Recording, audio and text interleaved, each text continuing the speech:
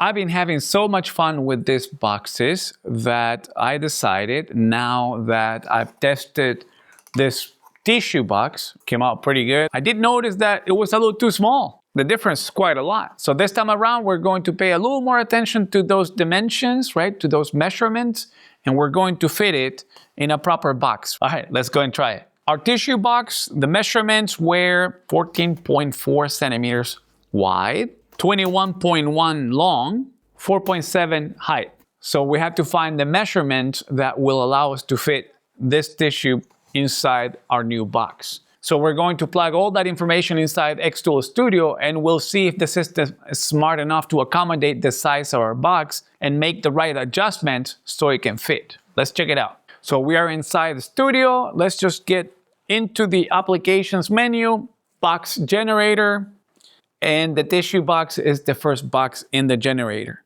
Let me pick a pattern that I like. Let me check. So this guy, right, so this is the circles with the, I don't know, I'm sure there's a name for this. It's gotta be like an Irish cross or Irish something, I bet you. If you know it, share with me in the comments. So let me just pick that pattern. That's the one that we did last. Let me do this one now. So we're going to import it into the canvas because we can still change our mind or further design in the canvas itself. And I think it's a little easier because that way we can see everything in front of us. We're going to X out of here just so I can see a little better. We're going to move it to the side. We double click to get back into the tissue box menu. And we said we're going to plug in our numbers, right? So 11.4 millimeters by depth of 21.1 and the height of 47. For the material thickness, I'm going to use the same plywood I've been using so far, so it's 3.2. The curve, we're gonna keep it the same, and the tab also the same. I didn't measure the whole width, but we're going to say, I don't know, 6.5 by say 15. So 6.5, so 65 by 15. Again, those are the measurements of my tissue box, right? Let's see if the system translates that into the right numbers, right? Okay, so we're gonna click done to the parameters. And just to test things out, I can tell you that it looks a little small, the box. Let me zoom in here.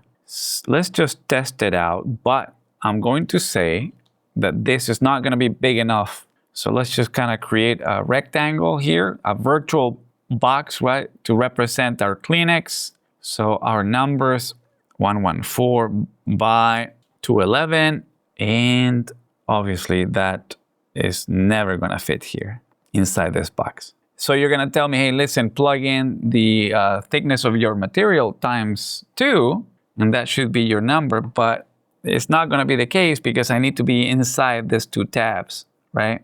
That is the situation. I need to be right inside those 2 tabs so that it can fit once the box is all nice and close.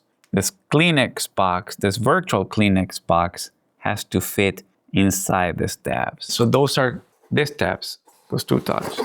So based on that, our Kleenex box, it has to fit between these 2 guys because that's what's gonna go inside. Let me change the color so you can see it a little better. Can you see it better? Yeah. So how do we do this? Well, I think right now, my best bet is just go back to the template here and start moving things to the side there until I'm pretty comfortable that I got it. I think that's pretty good. And from the bottom, again, we're looking to be inside this. I think that's pretty close. Can you see anything? Let me just close out of here. See, we're right inside. So technically speaking, from here, I believe my Kleenex box should fit inside this plywood box when it's all ready and made. So we had to find that right number because I don't want my tissue box, the one that goes inside my Kleenex box, floating around there, moving around too much because there's too much space. But also I don't want a little wrinkle in that box to make it not fit anymore. So we gotta find that right number. So this one probably is going to be a little too tight because I need to account for wood movement, you know, wrinkles in the box, whatever it is. So just to be safe, let's just do one more. There you go. 126 and one more. There it is. I like that. I think that should work just fine. Let's just kind of double check. Yeah, pretty good, pretty good. And remember, we're talking about millimeters here. So let's just kind of figure the height now. So that's gonna be another test box here. What did we say, 47, the measurement? 4.7 height, right? 4.7 centimeters, 47 millimeters.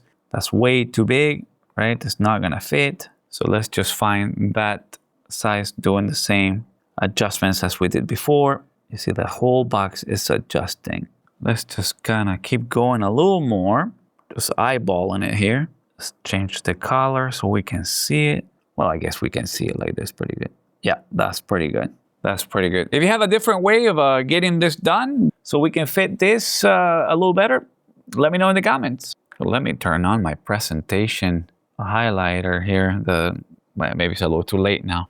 All right, I think I'm pretty satisfied with this. Let me just select my material. I'm going to be using the same birch plywood as before. So let's see. I'm just showing you guys here how easy it is to kind of get a pretty good starting point for the cuts. Let me just get rid of this sample boxes first. We don't want to confuse the system. But according to this, xTool recommends 100 power, 5 speed. I do 100 power and I do 13 speed and I get some pretty good results.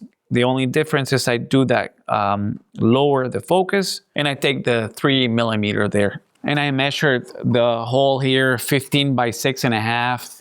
So we'll see if that's gonna be close enough. Let's just go back to our design and let's explode it so we can move things around. This is a big box and we just wanna make sure that we split this different parts of the box in a way that makes sense and not waste material. Because of the size of this box, this thing has been exploded, meaning I can move this by itself out of the way. So maybe I can do the bottom and then I do the top.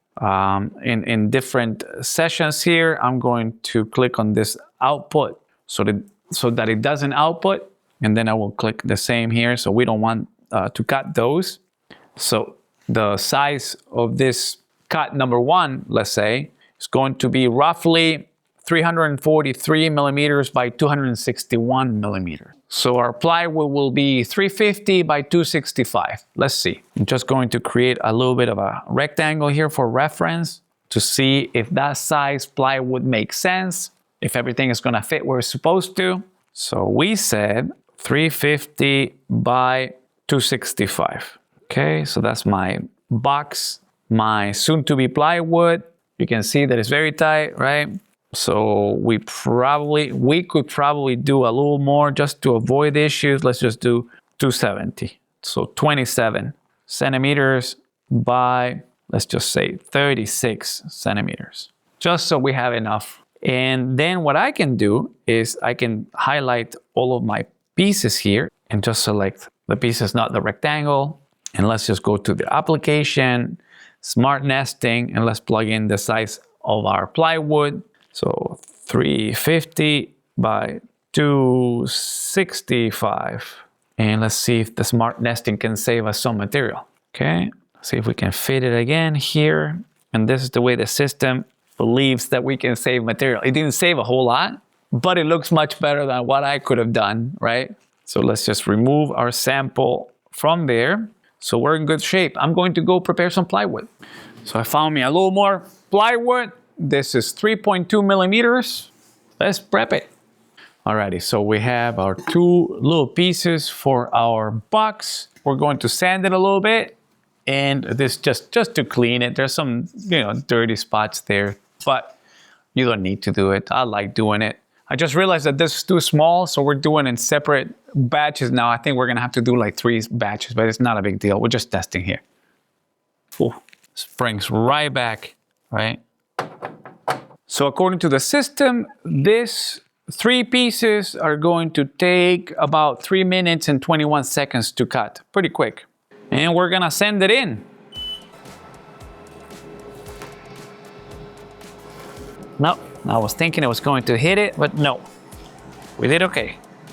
So that ply was so twisted that you can see it lifting right there in the back and going down here on the other side.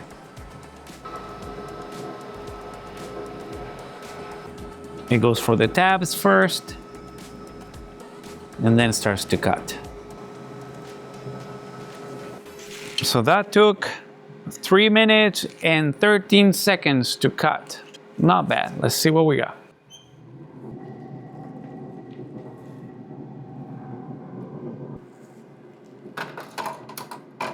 Oof. Yeah, I need some cleaning. I need some cleaning. Let's do our next cut.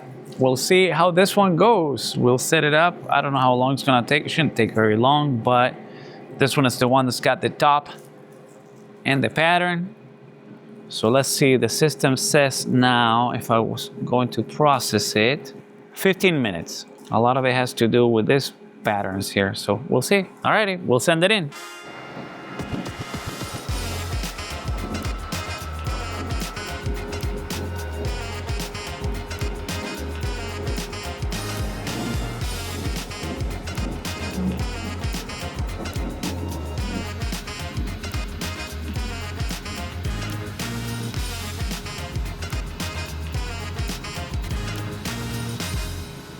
And we are done. Let's just wait for the smoke to clear a little bit. Let's take a closer look. The yellow tint is a combination of things: the quality of the plywood, the power and speed, and the nature of what we're doing here. We're actually burning to cut. If you want to clean it, I have used alcohol and them acetone pens, them nail polish removers. My Dremel also worked very nice too. Feel really bad moving this. Looks really cool, but what are you gonna do? Our last part, this should take about 1 minute and 38 seconds.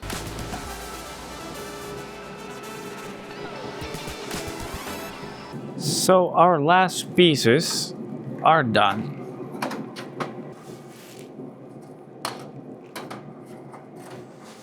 All right, so that was it. I had to do it in 3 different parts because I made a mistake when I was preparing the plywood, but not a big deal. Again, it's all good. We make mistakes, we fix them. After everything was said and done, I ended up with a nice little pile, which indeed was smaller than I expected. The plywood was a bit warped and it took a little bit of convincing to fit, but being that everything was cut so exact, I had no issues keeping it in place once the tabs went in. On top of it, it seems I will not be needing glue for now.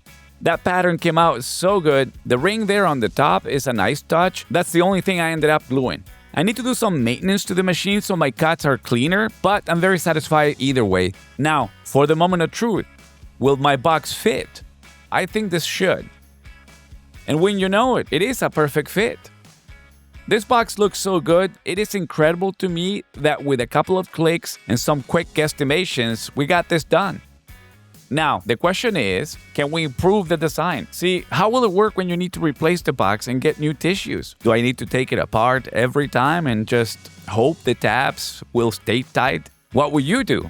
Let me know if you're gonna make your own. I'm curious to know how it will turn out for you and if you improve the design. Like I said, let me know in the comments. The algorithm really likes channels where people talk and exchange ideas, so let's do it. So that brings us to the end of this project and to the end of the xTool Studio series. We have covered a lot across these videos. We looked at the new layout inside Studio. We went through the tools that replaced what many of us used in XCS. And we took a deep look at the different menus. And today we finished the series with this product generators. I put together a playlist with all 7 videos in this series, and you can find a link below. So if you want the full picture, that playlist will take you through everything step by step. Some of the videos are on the longer side, but I added chapters so that you can skip to the parts you care about and get the info that you need without digging around for it. There's one more generator I did not cover in this series, and that one is the map generator. It is more advanced and it works on a subscription model, which is why I left it out for now. If there is an interest, I can do a full video, no problem. Just let me know in the comments and I will put it on the list. As always, I want to say thank you to my patrons.